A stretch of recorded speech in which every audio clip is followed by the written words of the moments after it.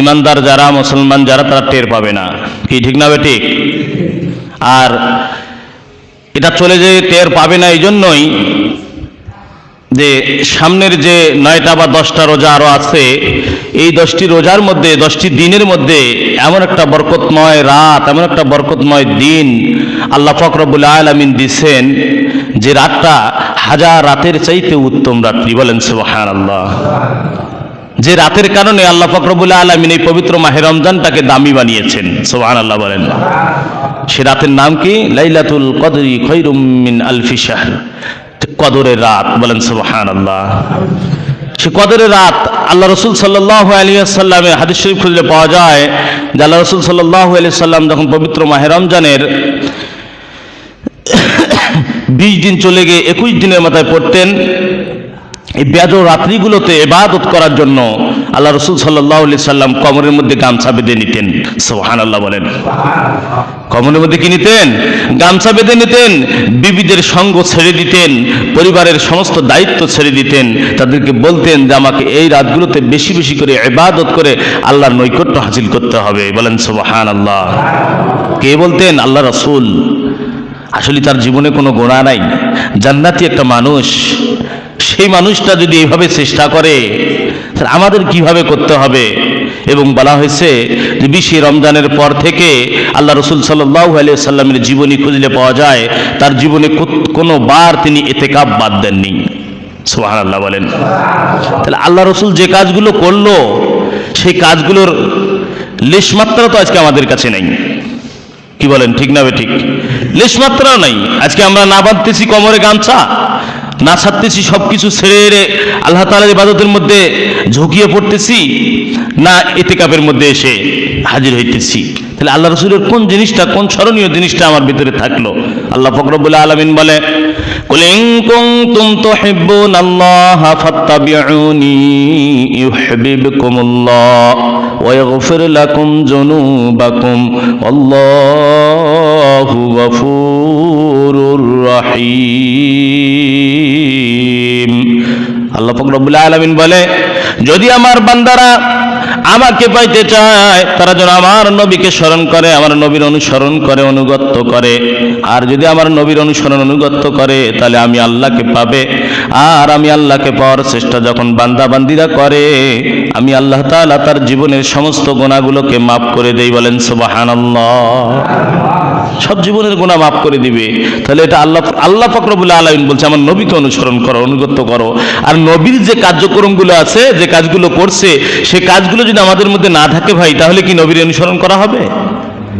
নবী এই পবিত্র মাহে রমজানের 20 রমজান যখন এসে গেল, তখন আল্লাহ রাসূল সাল্লাল্লাহু আলাইহি সাল্লাম, মা আয়েশা রাদিয়াল্লাহু তাআলা আনহা থেকে বর্ণিত আছে, মা আয়েশা রাদিয়াল্লাহু তাআলা আনহা বলেন যে আল্লাহ রাসূল এই 20 রমজানের পর বেজর রাত্রিগুলো খোঁজার জন্য এবং 20 রমজানের পর থেকে আল্লাহ পাক রব্বুল আলামিনের ইবাদতে এত বেশি ঝুঁকিয়ে পড়তেন, আমরা মনে করতাম যে আল্লাহ রাসূল মনে হয় আর ঘরের মধ্যে ফিরবে না, আর মনে হয় ঘরের মধ্যে ফিরবে না। তার জবানের মধ্যে আর কোনো ভাষা ছিল না, শুধু আল্লাহর জিকির ছিল। বলেন সুবহানাল্লাহ। আর আমরা এই 10 রাত্রিগুলো, বেজর রাত্রি, বেজর দিনগুলো আসলে এখন আমাদের প্রস্তুতি হচ্ছে আমরা কিভাবে মার্কেট করব, কখন কোন সময় মার্কেট শেষ করা যাবে, ঈদের বাজার এখনো শেষ, এটা হয় নাই, ওটা হয় নাই, মানে নানান প্রস্তুতি আমরা নিতেছি। কিন্তু আসলে জীবনের গোনাম আপনার প্রস্তুতি আমাদের নাই। ওই যে রাত্রি, যে রাতের কারণে বছরের শ্রেষ্ঠ মাস রমজান মাস হলো, যে রাতের কারণে আল্লাহ পাক রব্বুল আলামিন বলল 1000 রাত একত্রিত করলে যে নেকি হবে না ইবাদত করলে, তার চাইতেও বেশি নেকি হবে একটা রাত যদি তুমি ইবাদত করতে পারো। সুবহানাল্লাহ বলেন। এবং এই রাতের মধ্যে আল্লাহ রাসূলের সাহাবারা বেশি বেশি করে দান করতেন, দান খয়রাত করতেন। বলে কেন? আল্লাহ রাসূল সাল্লাল্লাহু আলাইহি ওয়াসাল্লাম বলল, ও সাহাবারা শোনো, তোমরা 20 রমজানের পর থেকে কম পক্ষে তোমাদের পকেটের মধ্যে যা থাকে, 2 থাকে, 4 থাকে, 5 থাকে, 10 থাকে, তোমরা যা থাকে, তোমরা 20 রমজানের পর বেজর দিনগুলোতে, রাতগুলোতে বেশি বেশি ব্যয় করবে। কেননা বেজর রাতগুলো 21 রাত, আবার মনে করেন যে তোমার কি হয় 23 রাত, 25 রাত, 27 রাত, 29 রাত, কোন রাতটা যে লাইলাতুল কদর হবে সেটা তো বলা যাবে না। তুমি যদি প্রতিটা রাতে যদি এরকম দান করতে করতে পারো, তাহলে তোমার একদিনের দান যদি কবুল হয়ে যায়, তাহলে হিসাব করো ৭৪ বছর, ৭৪ বছর, কয় বছর? ৭৪ বছর তুমি এরকম করে 10 টাকা যদি দান তোমার সেই দিন কবুল হয়, প্রতিদিন তোমার 10 টাকা দানের সব তোমার আমলনামায় আসতেই থাকবে। বলেন সুবহানাল্লাহ। কিন্তু সেই রাতটা পাওয়ার জন্য আমরা চেষ্টা করি না। এবং আল্লাহ রাসূল সাল্লাল্লাহু আলাইহি সাল্লাম আরো বললেন, সাহাবারা শোনো, তোমরা এই জন্য আরো বেশি বেশি কি করবে? তোমরা প্রতিদিন নির্দিষ্ট করবে 2 রাকাত, 4 রাকাত, 5 6 রাকাত, 8 রাকাত, 10 12 রাকাত এরকম করে নামাজ পড়ে নেওয়ার চেষ্টা করবে। কেন চেষ্টা করবে? তোমরা এশারের নামাজ তো অবশ্যই অবশ্যই পড়বে। কোনো ব্যক্তি যদি সেই দিন লাইলাতুল কদরের রাত্রি হয়েও যায়, যদি ঘুমের মধ্যে থাকে, এশারের নামাজ পড়ে গেল, 4 রাকাত নফল নামাজ পড়ে গেছে, বলা হয়েছে তারপরেও ওই ব্যক্তিটাকে কদরের রাত থেকে মাকরুম করা হবে না। বলেন সুবহানাল্লাহ। কিন্তু কেমন একটা অবস্থা হয় ভাই আমাদের এই 20 রমজানের পর, এত দৌড়াদৌড়ি, এত লাফালাফি, আমরা নামাজটাও পড়ার সময় পাই না, মসজিদে আসারও সময় পাই না, 5 ওয়াক্ত নামাজ যেটা পড়ছিলাম সেটাও আমরা বাদ দিয়ে দিই। তাহলে কিভাবে আমরা আল্লাহকে পাবো? কিভাবে আল্লাহ পাক রব্বুল আলামিনের দামি রাতটা আমরা পাবো? কিভাবে আল্লাহ পাক রব্বুল আলামিন আপনাকে আমাকে দামি করবে? তাহলে চিন্তা করে দেখেন, আল্লাহ পাক রব্বুল আলামিনের কাজগুলো যদি আমরা যদি করতে পারি, তাহলে আল্লাহ পাক রব্বুল আলামিন বলে কি, যে কোন বান্দা তুমি যদি আমার রাসূলের সিস্টেম অনুযায়ী, নিয়ম অনুযায়ী এই কাজগুলো করো, তাহলে কদরের রাত্রি তোমার কপাল থেকে খন্ডাইতে কেউ পারবে না। বলেন সুবহানাল্লাহ। পরামর্শটা কার অনুযায়ী কাজ করতে হবে? রাসূলের পরামর্শ অনুযায়ী, রাসূলের বুদ্ধি অনুযায়ী, রাসূলের সিস্টেম অনুযায়ী আমাদেরকে কাজ করতে হবে। তাহলে এই লাইলাতুল কদরের রাত আমাদের থেকে পালাইতে পারবে না। লাইলাতুল কদরের রাত সামনে বার আমরা পাবো কি পাবো না ভাই, আছে কারো গ্যারান্টি? কেউ দিতে পারবো? কেউ দিতে পারবো না। আল্লাহ রাসূল সাল্লাল্লাহু আলাইহি ওয়াসাল্লাম ইতিকাফ দিতেন। ইতিকাফের কথা বলা হয়েছে যে ইতিকাফ আল্লাহ রাসূল সাল্লাল্লাহু আলাইহি ওয়াসাল্লামের জীবনীতে কোনোদিন তিনি ইতিকাফ বাদ দেননি। ইতিকাফ কোনোবার তিনি বাদ দেননি। কিন্তু আমরা আমাদের জীবনে আমরা একবারও করিনি। তাহলে আমাদের জীবনে আমরা একবারও করিনি, তাহলে আমরা বলতেছি আবার বললে হ্যাঁ নবীকে আমরা অনুসরণ করি, নবীকে আমরা স্মরণ করি, নবীকে আমরা ভালোবাসি। কিন্তু আমার নবী প্রতি বছরে প্রতিবার ইতিকাফ করলেন, আর আমাদের জীবনে আমরা একবারও করলাম না। তাহলে কি ভালোবাসা আমাদের, কি মহাব্বত আমাদের, কি স্মরণীয় ব্যক্তি আমরা। তাহলে চিন্তা করে দেখেন ইতিকাফের মর্যাদাটা আসলে যদি কোনো ব্যক্তি দেখতে পারত, তাহলে একজন আরেকজনের সঙ্গে মারামারি শুরু করত মসজিদে এসে ইতিকাফ থাকার জন্য। সুবহানাল্লাহ বলেন।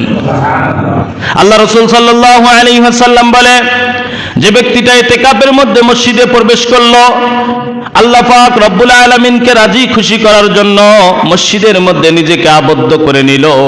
ইতিকাফ অর্থ হচ্ছে আবদ্ধ করা, নিজেকে বন্ধ করা, আল্লাহকে রাজি খুশি করার জন্য, ইবাদতের জন্য মসজিদে কিছুক্ষণের জন্য নিজেকে আবদ্ধ করা। ইতিকাফের মধ্যে যখন প্রবেশ করলো, এই ব্যক্তিটা যখন ইতিকাফ শেষ পর্যন্ত, আল্লাহ পাক রব্বুল আলামিন বলে ওই বান্দার জন্য আমার 5টা পুরস্কার নির্দিষ্ট করা থাকে। বলেন সুবহানাল্লাহ। বলেন তো কয়টা পুরস্কার? 5টা পুরস্কার আল্লাহ পাক রব্বুল আলামিনের ওই বান্দার জন্য নির্দিষ্ট করে রাখেন। তাহলে বোঝা যাচ্ছে যে নির্দিষ্ট করেই যেহেতু রেখে দিয়েছেন, তাহলে ওই জিনিসটা ওই ব্যক্তি ছাড়া আর কেউ পাবে না। আজকে ভাই আপনি আমি যদি দেখি, আমার বাবা, আমাদের যাদের মা আছে, বাবা আছে, অনেক সময় বাবা মারা মনে মনে চিন্তা করে রাখে আমার সন্তান আছে 2টা, ওই সন্তানটাকে আমি 1000 টাকা দামি একটা পাঞ্জাবি নিয়ে দেবো, আর ছোট ছেলেটাকে একটা 800-700 টাকা দিয়ে পাঞ্জাবি নিয়ে দেব। মার্কেটে গিয়ে 2 ঘন্টার জায়গা 4 ঘন্টা লাগলেও ওই দামি কাপড়টাই খোঁজে। বলেন ঠিক না ঠিক? ওই দামি কাপড়টাই খোঁজে। তাহলে আল্লাহ পাক রব্বুল আলামিন বলে, বান্দা তুমি যখন আমাকে রাজি খুশি করার জন্য ইতিকাফের মধ্যে আবদ্ধ হয়ে গেলে, আমি আল্লাহ পাক রব্বুল আলামিন তোমার জন্য 5টা পুরস্কার তোমার জন্য নির্দিষ্ট করে দিলাম। অবশ্যই অবশ্যই তুমি পাবে, যদি আমাকে রাজি খুশি করার জন্য তুমি মসজিদে ইতিকাফের মধ্যে আবদ্ধ হতে পারো। বলেন সুবহানাল্লাহ। 5টা পুরস্কারের মধ্যে 1 নম্বরে যে পুরস্কার পুরস্কারটা, এক নম্বরে যে পুরস্কার আল্লাহ পাক রব্বুল আলামিন দিবেন, বলে বান্দারে তুমি যখন এই মসজিদের মধ্যে ইতিকাফের মধ্যে প্রবেশ করলে, এই যে তোমার প্রবেশ করতে দেরি হলো, তোমাকে নিজেকে আবদ্ধ করতে দেরি হলো মসজিদের মধ্যে, যখনই তুমি ইতিকাফের মধ্যে বন্দী হয়ে গেলে, আমি আল্লাহ পাক রব্বুল আলামিন আমার ফেরেশতাদেরকে বলি, ও আমার রহমতের ফেরেশতা রে, যাও যাও, আমার যে বান্দাটা দুনিয়ার বিবি বাল বাচ্চা সংসার আদি টাকা পয়সা কাজ কর্ম সমস্ত কিছু পিছনে ফেলে রেখে মসজিদের মধ্যে ইতিকাফের জন্য আবদ্ধ হয়ে গেল, তোমরা যাও আমার ওই বান্দার আমলনামায় 2টা কবুল হজের সওয়াব আর 2টা ওমরা কবুল হজের সওয়াব তার আমলনামায় দিয়ে দাও। বলেন সুবহানাল্লাহ, আল্লাহু আকবার বলেন। কত বড় ফজিলত আল্লাহ পাক রব্বুল আলামিন দিয়েছেন, চিন্তা করছেন? একটা হজ করতে গেলে কত কি করতে হয়, গোটা এলাকা মিলে মনে করেন যে হাজী সাহেব খুঁজে পাওয়া যায় না, 1জন 2জন হাজী সাহেব হজ করে আসছেন, হজের মধ্যে গেছেন কত কষ্ট করে, আর এই বছরে যদি আপনি 10টা দিন যদি মসজিদের মধ্যে এসে প্রবেশ করতে পারেন, তাহলে হজ করতে গেলেও তো আমাদেরকে 40-45 দিনটা থেকে আসতে হয়, ওখানে কত কি করে আসতে হয়। আর এই মসজিদের মধ্যে তারপরেও আপনি 5-7 লক্ষ 10 লক্ষ টাকা খরচ করে মক্কা তপ করে আসলেন, আপনার যে হজ কবুল হয়েছে কিনা এই গ্যারান্টি কোনো আল্লাহর বান্দা দিতে পারবে? কেউ দিতে পারবে না। কিন্তু ইতিকাফের মধ্যে আপনি প্রবেশ করলেন আল্লাহকে রাজি খুশি করার জন্য, আবদ্ধ হইতেই সঙ্গে সঙ্গে আল্লাহ পাক রব্বুল আলামিন ফেরেশতাদেরকে বলে, ও আমার ফেরেশতা যাও ওই বান্দার আমলনামায় 2টা কবুল হজের সওয়াব আর 2টা উমরা কবুল হজের সওয়াব, মানে মোটে 4টা কবুল হজের সওয়াব তার আমলনামায় দিয়ে দাও। বলেন সুবহানাল্লাহ, সুবহানাল্লাহ। তারপর আজকে সেই ইতিকাফ করার জন্য মানুষ খুঁজতে হয়, ডেকে ডেকে আনতে হয়। আজকে ডেকে ডেকে কেন আনতে হবে? ওই মানুষগুলো এসেই নিজে বলবে, হুজুরকে বলবে যে হুজুর ইতিকাফে আমি প্রবেশ করব, ইতিকাফের মধ্যে আমি আবদ্ধ হব, আমাকে কি আমল করতে হবে, কি আমল করলে আমার জীবনের গুনাহ মাফ পাবো, আমি হজের সওয়াব পাবো, হুজুর আমাকে দেন সেই পথ দেখিয়ে। আর সে জায়গাতে হুজুরকে মানুষ খুঁজে বেড়াইতে হয়, ওয়াজ করতে হয়, মাইকিং করতে হয়, কোথায় আছেন কে আসেন, আবার কোন কোন মসজিদে আছে ভাড়া নিয়ে মানুষ রাখতেছে। হায় রে, কত বড় কপাল পোড়া, চিন্তা করে দেখেন। দ্বিতীয় নাম্বার যে পুরস্কারটা, শুক্রবারে যে আসলে আলোচনা সংক্ষিপ্ত করার আলোচনার সময় থাকে না, আমি তো বারবারই বলি প্রতিদিন আপনাদেরকে একটু তাড়াতাড়ি করে আসার জন্য। তো দ্বিতীয় নাম্বার যে পুরস্কার আল্লাহ পাক রব্বুল আলামিন দেবে, ফেরেশতাদেরকে বলে, ও ফেরেশতারা তোমরা যাও, আমার যে বান্দাবান্দি, আমার যে বান্দাটা ইতিকাফের মধ্যে প্রবেশ করলো, আবদ্ধ হয়ে গেল আমাকে রাজি খুশি করার জন্য, ওই বান্দাটার আমলনামাকে খুলিয়ে রাখো। সুবহানাল্লাহ বলেন। আমলনামাটা খুলিয়ে রাখো। ফেরেশতারা জিজ্ঞেস করে, আল্লাহ গো আমলনামা খুলিয়ে রাখিয়ে আবার কি হবে? যে আমলনামা খুলিয়ে রাখো, লিখতে যদি দেরি না হয়, গ্রামের মধ্যে ওই যে এলাকার মধ্যে আমার বান্দাটা ইতিকাফে প্রবেশ করছে, ওই এলাকায় যত মানুষ 10 টাকা 5 টাকা 2 টাকা 4 টাকা 2 টাকা 1 টাকা 3 টাকা 1000 10,000 20,000 50,000 এরকম করে দান করতেছে, খয়রাত করতেছে, 2-4-5 হাজার মানুষকে খাওয়াইতেছে, যাকাত দিতেছে, ফিতরা দিতেছে, এই যে দেওয়াগুলোকে যত সব হয়, যত নেকি হাসিল করে বান্দারা, সমস্ত নেকিগুলো আমার বান্দা তো আমাকে আজ রাজি খুশি করার জন্য মসজিদে আবদ্ধ হয়ে গেছে, সে তো আর বাহিরে গিয়ে দান করতে পারতেছে না, মানুষকে খাওয়াইতে পারতেছে না, বাড়ির মধ্যে ইবাদত করতে পারতেছে না, এই সমস্ত সব নেকিগুলো অন্য বান্দারা করতেছে, ওই 10-এর মানুষগুলো করতেছে। কিন্তু যে বান্দাটা ইতিকাফের মধ্যে বসে গেছে, তার আমলনামায় নেকিগুলো উঠাইয়া দাও। বলেন।